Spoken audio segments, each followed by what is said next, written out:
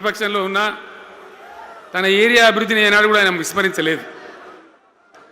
లేకపోతే అన్ని పర్యాయాలు మీరు ఎందుకు గెలిపించారు, ఎందుకంత గుండెల్లో పెట్టుకున్నారు?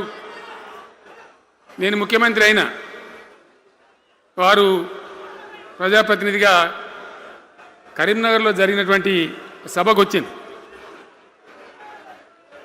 అందరూ మాట్లాడిన చాలామంది, తాను మాట్లాడుతూ ఒకటే మాట కోరిండు, అయ్యాక బోర్నపల్లి అనే కాడ గోదావరి మీద ఒక బ్రిడ్జ్ అవసరం మాకు, అది కంపల్సరీ కావాలి అంటే నేను ఇక ఓదాలు బీదాలని మర్చిపోయి ఏంది జీవన్న మళ్ళీ చెప్పండి అని చెప్పిండు ఆయన.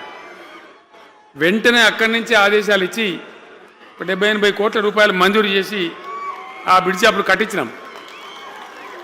తన యొక్క నియోజకవర్గం పట్ల, తన ఏరియా పట్ల, తన పరిసర ప్రాంతాల ప్రజల పట్ల ఆయన కనపరిచిన ప్రేమ అదంతా కూడా చాలా అద్భుతం. అందుకే ఆయనకు అంత మంచి పేరు కూడా ఉంది. అది నాకంటే మీకందరికి బాగా తెలుసు. ఈ మధ్య వీళ్ళందరూ తయారైంది కదా, ఎవరు అంటే సర్వేలు చేసి ఇస్తారు. జీవన్ రెడ్డి గారు బీఆర్ఎస్లో చేరితే ఎట్లా ఉంటుంది ఏం కథ అని ఒక 2-3 వచ్చి సర్వేలు చేసింది. మీ నియోజకవర్గం కాదు, మీ నియోజకవర్గంలో ఆడం బాంబే పేలిపోయింది, దానిలో మాటనే లేదు. అసలు జగిత్యాల నియోజకవర్గం గురించి చర్చ లేదు. కానీ వాళ్ళు ఏం చెప్పినా సర్వే వాళ్ళు పక్కనున్న సొప్పదండి కావచ్చు, ధర్మపురి కావచ్చు, మేరిట్ల కొట్టుపల్లి కావచ్చు, ఇంకా చాలా కాన్స్టిట్యున్సీలు కావచ్చు, చాలా ప్రభావం ఉంటుంది జీవన్ రెడ్డి గారిది. ఒక అద్భుతమైనటువంటి దీంతో రాజకీయమైన ఇది వస్తుందని చెప్పి వాళ్ళు సర్వే చేసి చెప్పినారు. అది జీవన్ రెడ్డి గారికి ఉన్నటువంటి విశిష్టత. ఒక నియోజకవర్గానికో 10 మందికో కాకుండా తనకు ఏ హోదా లభించినా, ఏ హోదాలో పనిచేసినా చాలా బ్రహ్మాండంగా ఆయన ఇక్కడ ప్రాంతం కోసం తపన పడ్డాడు. ఒక ఉదాహరణ మీకు కనపడుతుంది. పేరు ప్రతిష్ట లేని వ్యక్తులు గ్రాడ్యుయేట్స్ కాన్స్టిట్యున్సీలో ఎమ్మెల్సీగా నిలబడితే గెలవరు. ఆయన శాసనసభ్యునిగా ఇక్కడ ఓటమి చెందినా ఇమీడియట్గా మళ్ళీ ఎమ్మెల్సీగా పోటీ చేస్తే ఇక్కడ ఉండబడే విజ్ఞులందరూ కూడా బ్రహ్మాండంగా గెలిపించాను. ఎందుకు వాళ్ళు ఎందుకు అంటున్నా?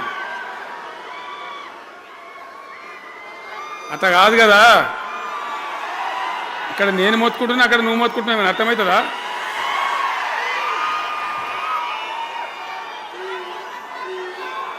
ఏయ్ ఆగవా బాబు,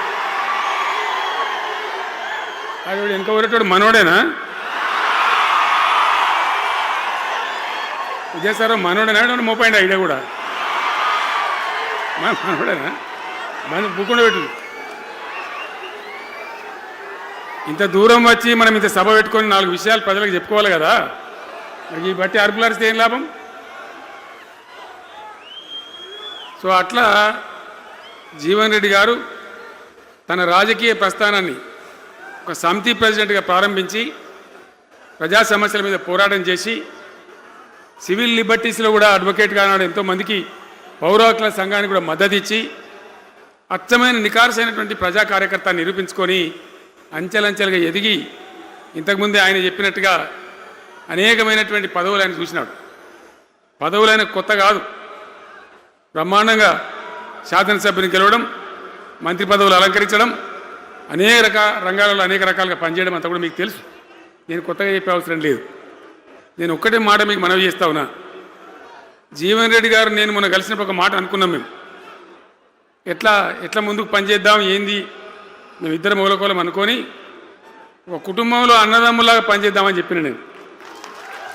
ఇంత ప్రేమగా అంటే మనం కుటుంబంలాగా ఈ పార్టీకి బ్రహ్మాండమైన ఒక పిల్లర్స్ లాగా పనిచేసి ముందుకు తీసుకొని పోదామని చెప్పి నేను చెప్పడం జరిగింది. ఈరోజు పార్టీలో వారు చేరిన వెంటనే చాలా బ్రహ్మాండమైనటువంటి మనకు ఒక ఊపు వస్తూ ఉంది.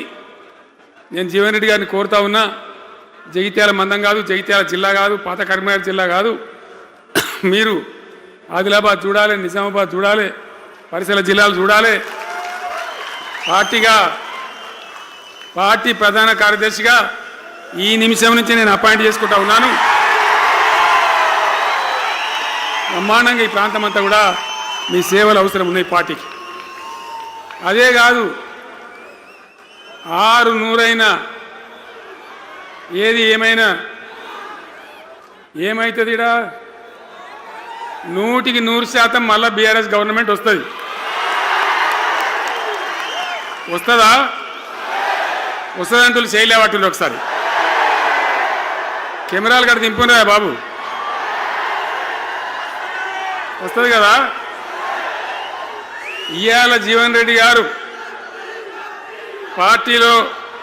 పార్టీలో ఏ బాబు కౌశిక్ రెడ్డి జర ఆగబట్టరు వాళ్ళు.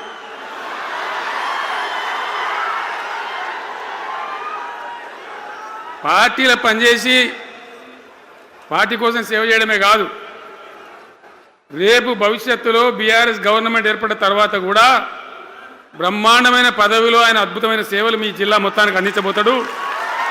తెలంగాణ రాష్ట్రానికే ఆయన సేవలు అందించబోతాడు. ఇది నా మాట, కేసీఆర్ మాట అని నేను జగిత్యాల గడ్డ మీద చెప్తా ఉన్నా. నేను ఎక్కడైనా మాట ఇచ్చినా అంటే తప్పలే. కాబట్టి జీవన్ రెడ్డి గారిని మీరు జగిత్యాల మందం మీరు యుద్ధం చేయాలి. యుద్ధం చేసేదానికి ఆయన ముఖాబిల మనిషే లేడీడా, మీరు సరిపోతారు. ఆయన నాకు అప్పచెప్పాల బయట పనిచేయడానికి. కరెక్టే కదా? అట్లే చేద్దామా? అట్లే ముందుకోదామా? జగిత్యాల యుద్ధం మీ వంతు, తెలంగాణ యుద్ధం మా వంతు. ఓకే కదా?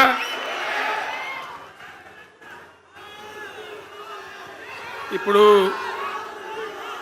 ఏమైతుంది? ఏం కావాలి?